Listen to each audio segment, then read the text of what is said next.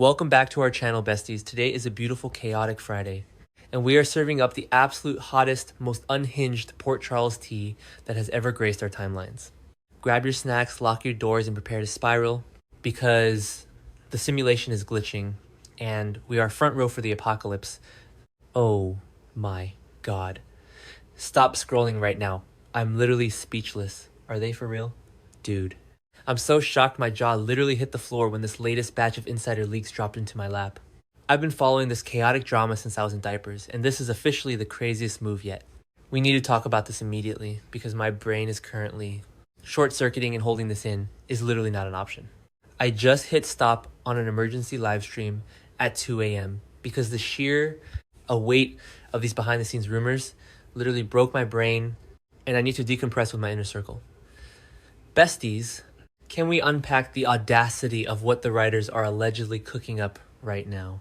Let's start with the absolute mess that is Jack Brennan. Hot take incoming, but I am actually losing my sanity over here. The rumor mill is screaming that a massive tragedy is coming to Port Charles, and Brennan is at the very top of the Grim Reaper's list. Essentially, our inside source is heavily hinting that Brennan is going to meet a fatal end. But get this, the debate is whether he dies a full-blown villain unleashing his wrath, or if he goes out in a blaze of heroic glory. If it's the latter, the streets are saying he might sacrifice himself to save either Carly or Jocelyn Jax. Does anyone else feel physically attacked right now? I mean, we all know Brennan just made the troubling discovery of catching Carly, passionately entangled with fugitive Valentine Cassidy in her attic. The betrayal is so raw. Carly has been playing him like a fiddle while actively plotting his takedown with Valentine. Don't you feel it's so unfair for them to build up this incredibly tense, high-stakes dynamic, only to potentially flatline him before the real fallout even settles? Wait, let's talk about the god-tier mechanical execution of this potential redemption arc. If Brennan throws himself in the line of fire to save Jocelyn, who is currently digging way too deep into the Ross Cullum and Caesar face and mystery, that would be a straight-up masterclass in character pivoting. Jocelyn is low-key putting a massive target on her own back by poking around Cullum's ICU room and interrogating Cassius. If Cullum unleashes his impossible lightning reflexes and tries to wipe Jocelyn off the map, Brennan swooping in to take the bullet would be one of those total kinetic Child's moments that shatters the internet. It's 100% fine to be a total contradiction, because I am still reeling from his villain era, but honestly, my mental state is just a chaotic blur of pixels and tears, thinking about Carly watching him die after she betrayed him. Facts. Also, we absolutely have to pivot to the wicked witch of the congressional district herself, Willow Kane. I know some people are really enjoying this dark era for her, but personally, I am clutching my pearls in absolute horror. And the leaks are saying Willow is headed straight for Shady Brook. And honestly, Slay, it is about time. She has been acting completely unhinged lately. And the audacity she has to threaten Jacinda Bracken while simultaneously blackmailing her own mother, Nina Reeves, is wild. Willow injected Drew Kane with a paralytic, saved the syringe with Nina's fingerprints on it, and is now holding her mother hostage to get Valentine's location for Brennan. That is some next level supervillain behavior, no cap. Remember when they tried this with Nell Benson? Yeah. It went nowhere back then either, because you can only push a character so far into the dark side before they completely snap.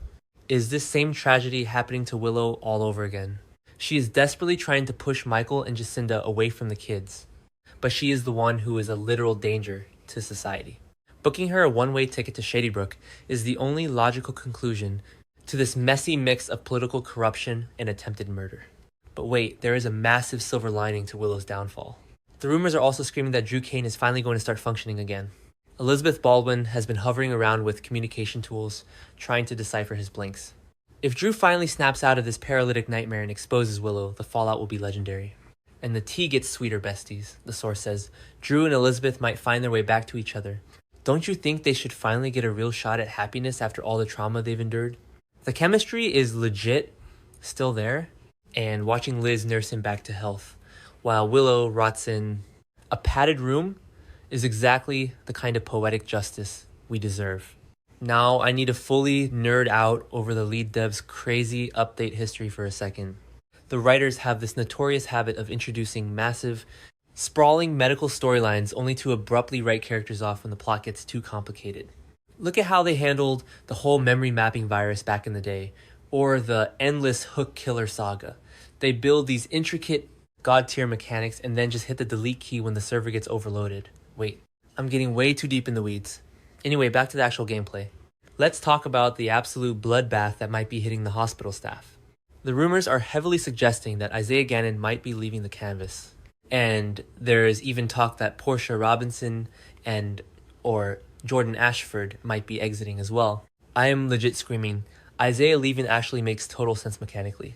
Curtis Ashford is currently on an absolute warpath, gunning to get Isaiah convicted of the hit and run that ran him and Jordan off Route 91. We all know Brooklyn Quartermain is the actual culprit who hit the guardrail and kept driving, while Danny and Charlotte Cassidy caused the initial swerve. But Curtis is blinded by his vendetta, ripping into Isaiah and Portia at every turn. If Curtis successfully frames or runs Isaiah out of town, that wraps up his arc. But Portia and Jordan leaving. This is just my personal take, and many might disagree, but I don't see a plausible exit storyline for them right now. Jordan is currently recovering from horrific facial scars and traumatic injuries, having wild meltdowns in her hospital room. Portia is trying to keep the peace while dealing with Curtis's volatile behavior. If they both leave, who is even left to run the hospital? Are we just going to let Britt Westbourne and her stolen cold fusion meds run the whole operation? Speaking of Britt, the total kinetic Chaos moments happening in her orbit are insane. Rocco Falconeri just confessed to her in the chapel that he was the one who shot Ross Cullum, and Jason is taking the fall in WSB custody. But the leak suggests even more wild connections are forming. We are hearing rumblings that Jacinda Bracken and the newly returned Ethan Lovett might share a secret connection. Besties, the math is mathing. Both Jacinda and Ethan have incredibly shady pasts, and they both have deep history tied to Australia. Ethan just rolled back into town, immediately flirting with Christina Corinthos Davis and offering to physically wipe Jen Sidwell off the map for Sunny. Jacinda is currently playing house with Michael Corinthos, but she has been dropping hints about her time down under.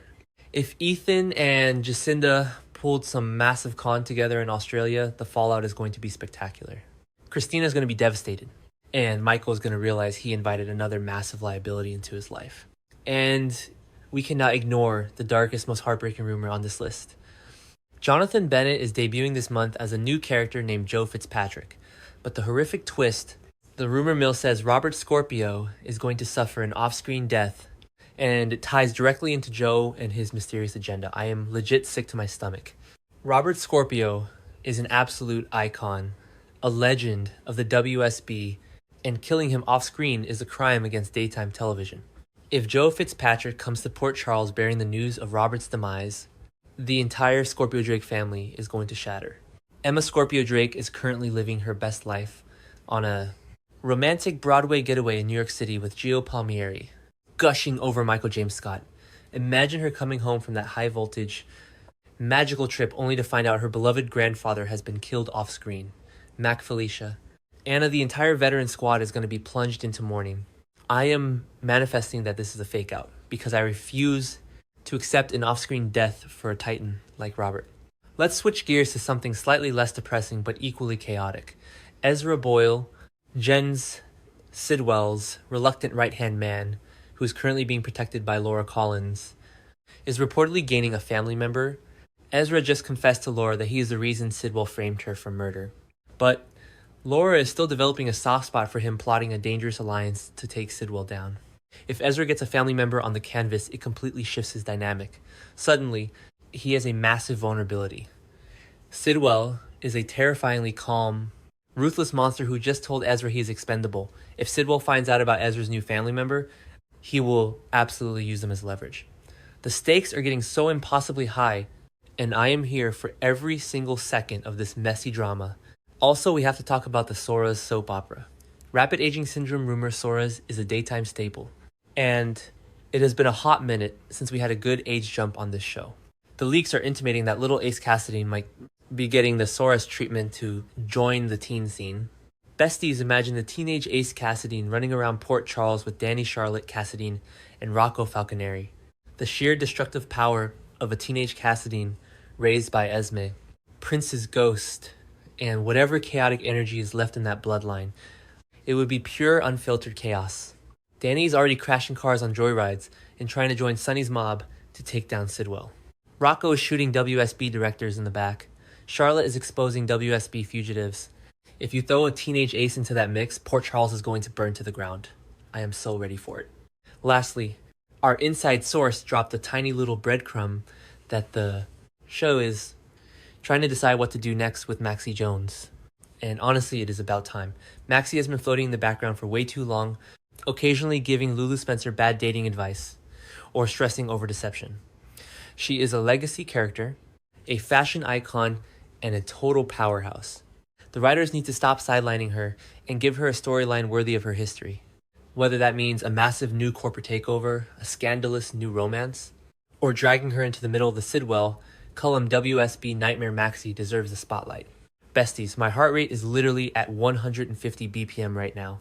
The sheer volume of plot twists, potential deaths, institutionalizations, and secret Australian cons is enough to make any day one stand absolutely spiral into the stratosphere. We are looking at a complete reset of the Port Charles hierarchy.